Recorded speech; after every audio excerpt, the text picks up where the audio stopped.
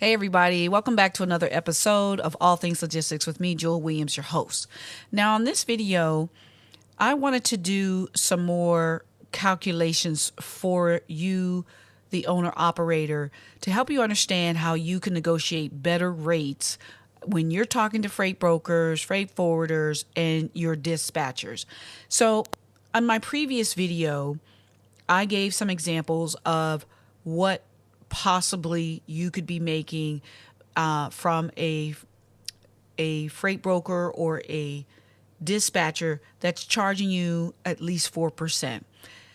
As I was going through the calculations, I realized that there were some other errors, or I may have made some errors in regards to the per mile rate. So I wanted to clear this up, and I wanted to just give you some tools to help you understand how you can talk to your brokers, talk to your dispatchers, and incentivize them to work better rates for you. So let's get into this. As you know, I like to use the load board, directfreight.com. It's a free load board. It gives me just enough information so that I can understand what's going on. Now, this is for training purposes only. I am not affiliated with Direct Freight whatsoever, and they're not paying me to show this board. But I did want to use their board as a tool to help teach this lesson. So I'm going to be using three or four columns here. The first column is the trips per mile column, right here, as you can see. The other column I'm going to be using is the pay rate column here, and the estimated rate per mile column here. Now, I'm going to be using these to demonstrate how you can be talking to your freight brokers, your dispatchers, and telling them, hey, you want to make more money? Help me make more money. That's the name of the game. If they help you make more money, they make more money. So here's my sheet. Now, this is just an example I'm using just to kind of fill you in. If your broker or your dispatcher is charging you a broker fee of 4%, what you see right here in this column, and your payload is $900, they're going to get, if they take that 4% from that $900, they're getting $36. Now, your per miles would be 557 miles, and they would estimate getting, it would be an estimate per mile rate for them of 62 cents per mile. Now, if they took your 4%, their 4% commission from your per mile rate, that per mile rate is $1.62. They would be getting 6 cents per mile. And that would be calculated. That would be calculated on 557 miles, and their payment would be $36.09. Now, that's a difference of 55 cents. Now, if you had that lane all year round and you ran 125,000 miles on average, your broker would be getting $69,000 from you overall. Now, another way to look at this is an incentive, okay?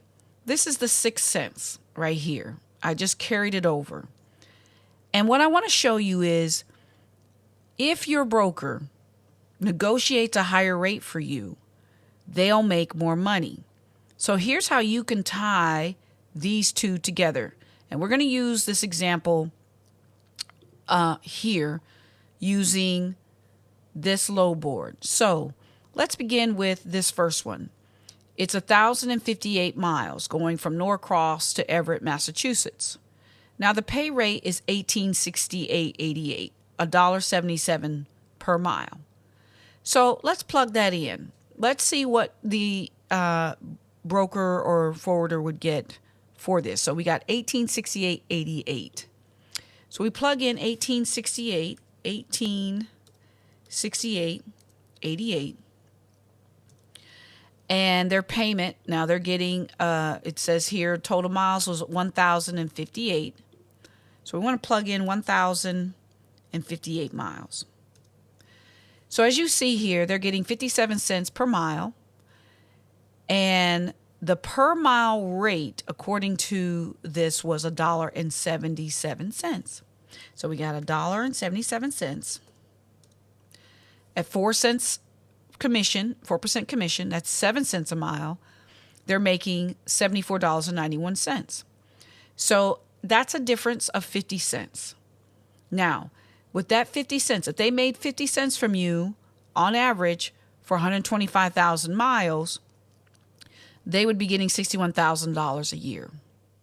Okay? How about, we know $1.77 may not cover your expenses. So if we tell them to negotiate a higher rate for you, so you need $2.50 a mile. So you say, hey, I need you to get as close as possible to $2.50 per mile. That's your per mile goal for the year. You can't make less than that because it's going to throw off your expenses. So based on your calculations, like we've talked about in previous videos, you've established that for your truck payments to be made on time, for your insurance to be made on time, you can't go below $2.50 a mile because you're running 125,000 miles per year on an average. And I just want to show what that would be looking like if you ran. I'm just going to plug this number in right here. We're going to use 125,000 on average. If you ran this per year and you multiplied that at your $2.50 minimum rate, okay. Oh, let me do that again. Equals. All right, there we go.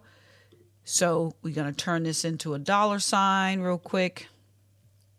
Okay, that's $312,500 a year you should be making if you are getting a standard average rate of $2.50 a mile. Now, as you see here, this is below your rate. So this is going to impact what you made that year. So you tell your broker, I need you to get me $2.50 a mile. If you do that for me, it will increase your annual pay per truck. And let me show you. So let's say you get them that $2.50. You tell them I need $2.50. They're getting 10 cents a mile. Now their pay has gone up to $12,500 annually per truck. You see how that works? So when you start looking at these low boards, and if you're working with a freight broker or you're working with a dispatcher and they're working for you, you need to make sure that you tie in the incentive with your per mile rate, not your payload rate. Because as you can see with the payload rate, they're going to get more money from the top. Get them to start negotiating your per mile rate for you. Tie in their commission to your per mile rate. It will increase the amount of money that they make, thus increasing and ensuring the amount of money you make. So that's my quick video for the day. I hope this was helpful. Like, subscribe, share this video with someone, and I will see you on the next video. Thanks for tuning in.